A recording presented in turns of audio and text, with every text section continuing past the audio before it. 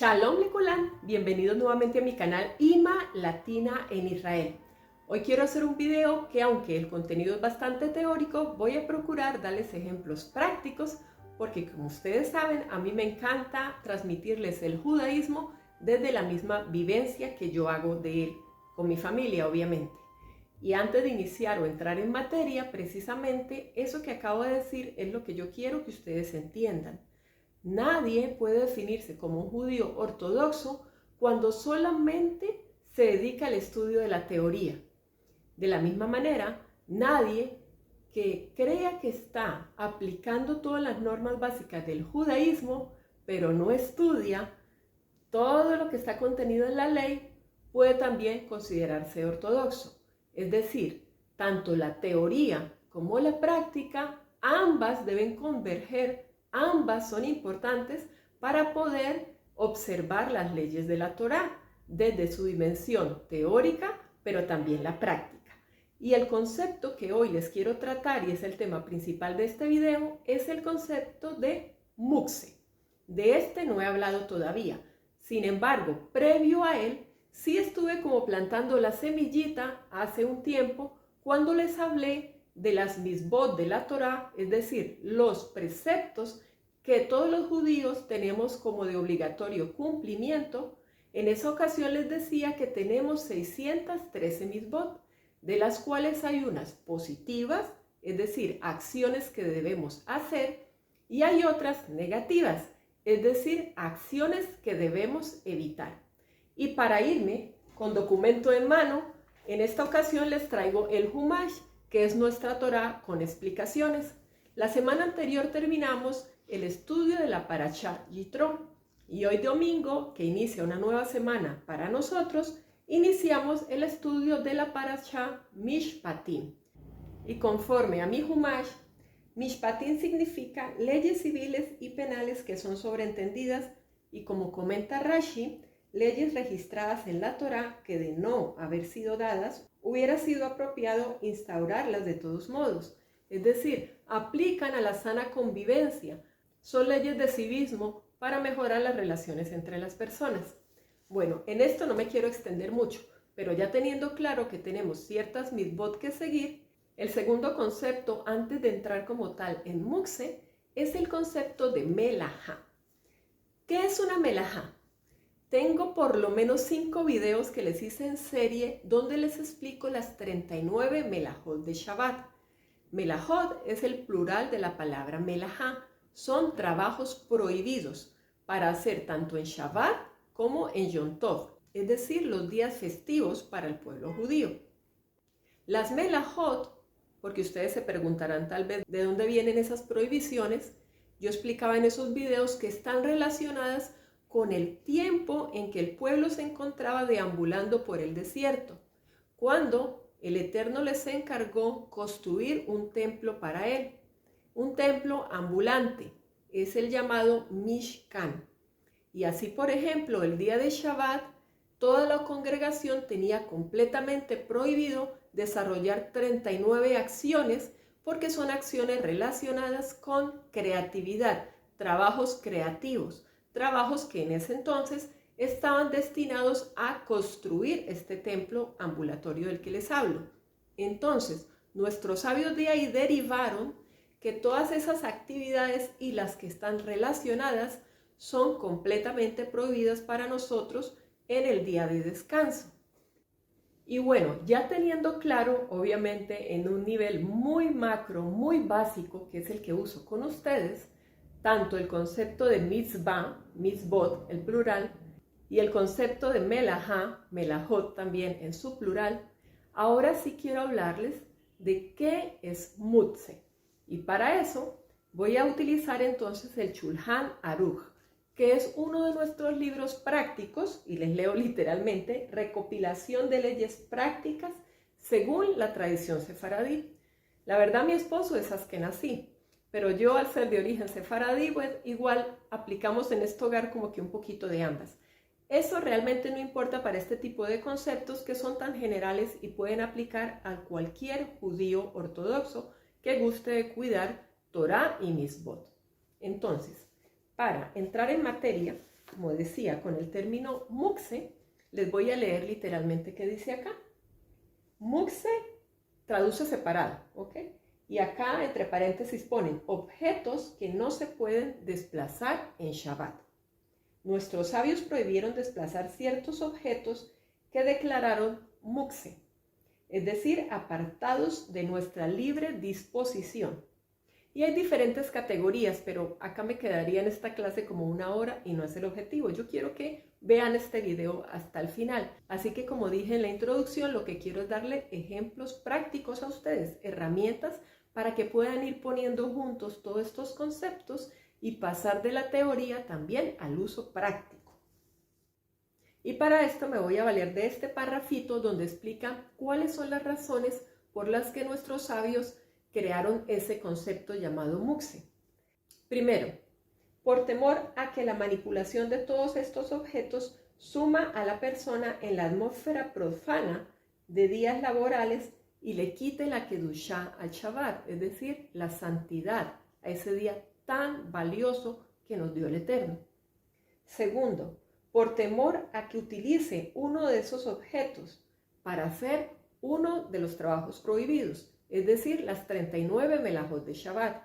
Recuerden que ya les dije que si tienen inquietudes sobre esto, hay una serie de por lo menos 5 videos donde les expliqué cada una de estas melajot y cómo las aplicamos a esta época actual. Tercero, por temor a que sea inducido a transgredir. La prohibición de la Torá de desplazar un objeto de un lugar privado a un lugar público o de un lugar privado a otro atravesando un lugar público.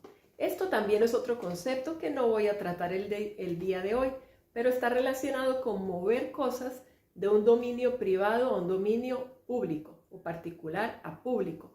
Y esto implica demasiadas cosas, que si las llaves, que si un paraguas. Créanme que es un tema bastante largo y complejo. Bueno, ahora sí entonces me voy a centrar en ejemplos prácticos como a ustedes les gusta. Entonces, tenemos ciertos objetos que no estamos permitidos de manipular en Shabbat o en un Yom Tov. Por ejemplo, tijeras, lápiz, lapiceros o plumas, como le llaman en algunos países, colores. Si ustedes empiezan a ver, van a encontrar algo común en esto, y es que son objetos que nos permiten desarrollar labores de creatividad, labores ociosas que normalmente hacemos en la semana. Por lo menos los niños al hacer sus tareas utilizan todos estos elementos. Entonces por eso nuestros sabios determinaron que estos objetos deben ser apartados, mukse, para evitar que un judío cometa una verá, es decir, una infracción, una acción en contra de nuestra ley judía. También en la cocina podemos ver varios ejemplos de objetos mukse. Ustedes ya saben que, por ejemplo, en Shabbat nosotros no cocinamos. Todo lo hacemos previamente. Y en Shabbat lo que sí hacemos es calentar las comidas. Pero aún para calentarlas tenemos ciertas leyes que seguir. Pues no nos está autorizado, por ejemplo, prender una estufa, usar un microondas, etc. Y para centrarme entonces en el ejemplo sobre objetos mukse, aquí tengo un rallador y tengo un pelapapas. Este tipo de objetos no los usamos en Shabbat. Por eso es que todas las preparaciones las hacemos con antelación. Y aunque esto, por ejemplo, lo usaríamos para una ensalada, y muchos de ustedes se pueden preguntar, pero si no estamos cocinando, ¿qué importa usar esto? Sí importa, porque tienen que ver con estas acciones. Recuerden el término que les dije, las 39 melajot de Shabbat, trabajos prohibidos que no nos están permitidos.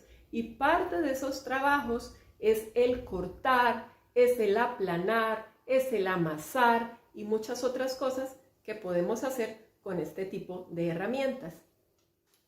Y hablando de herramientas, y aquí ya más para los hombres que son los que manejan todo esto, objetos como un martillo, una sierra, cualquier tipo de herramientas está completamente prohibidas usarlas en Shabbat. Y bueno, por aquí escribí otras cosas prácticas. Por ejemplo, dinero, completamente prohibido porque no podemos comprar en Shabbat. Entonces, ¿para qué tomar dinero? Fósforos, una vez encendemos las velas de Shabbat, esos fósforos ya quedan a un lado, de ahí no los movemos, no se pueden ni tocar. Los lápices y colores, ya les expliqué todo lo relacionado pues con estudio, con labores de creatividad. Las llaves de la casa, ningún tipo de llave se puede trasladar en Shabbat. Tijeras, ya también les conté, e instrumentos musicales. Nosotros no tocamos ningún instrumento musical en Shabbat, ni decir de usar micrófonos, amplificadores y todos los elementos eléctricos, por ejemplo, que ustedes ya saben que no usamos ni celulares, ni computadores, ni tablets, nada que tenga que ver con tecnología, estamos autorizados en Shabbat a usarlo. ¿Por qué hago énfasis en esta última parte?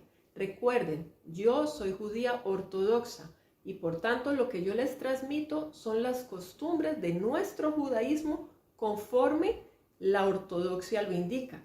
Porque muchos de ustedes, bueno, no muchos, pero digamos algunos se pueden preguntar, tal vez lo han visto, por qué en algunas sinagogas, incluso en Yom Kippur, utilizan micrófonos para amplificar el sonido, las oraciones, o en Shabbat música para que tal vez se vea más agradable el ambiente, ¿cierto? Yo no soy quien para juzgar, yo ya les he hablado también en otros videos de que hay diferentes ramas del judaísmo.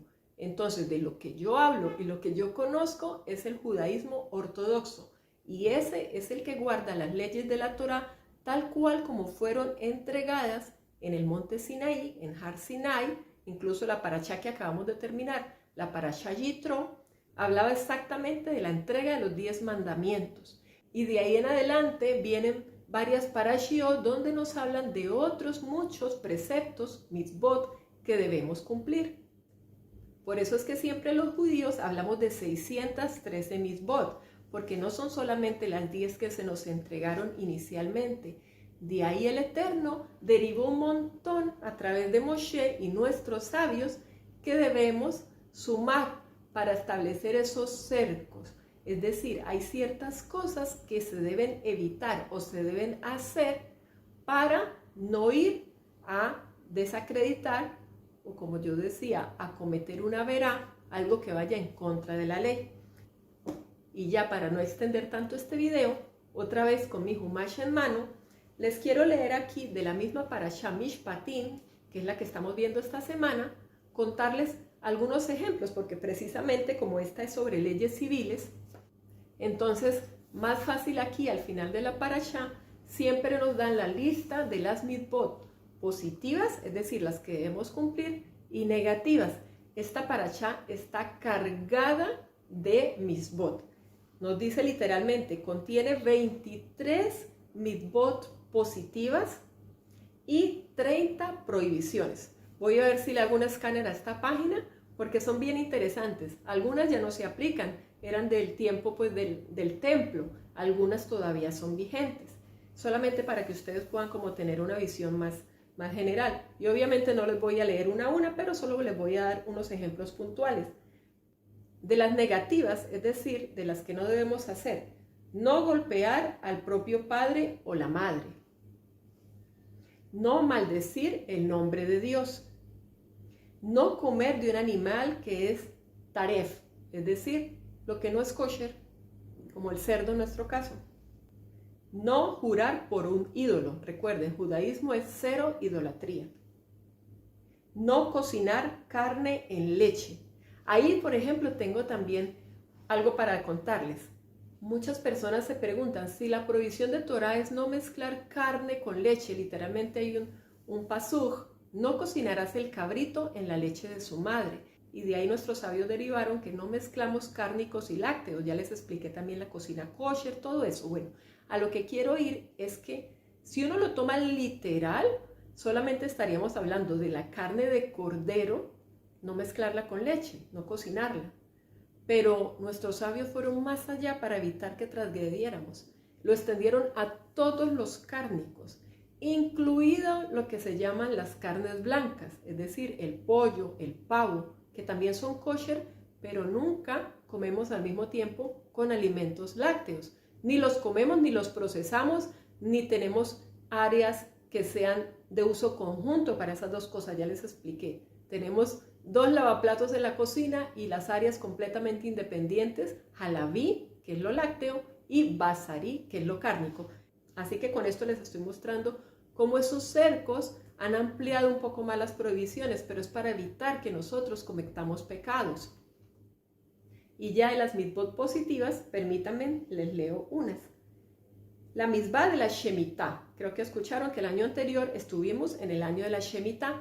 Cada 7 años hay un año sabático para la agricultura. Y acá en la tierra de Israel es el único lugar del mundo donde podemos aplicar esta mitzvah. La tierra se deja descansar por un año entero.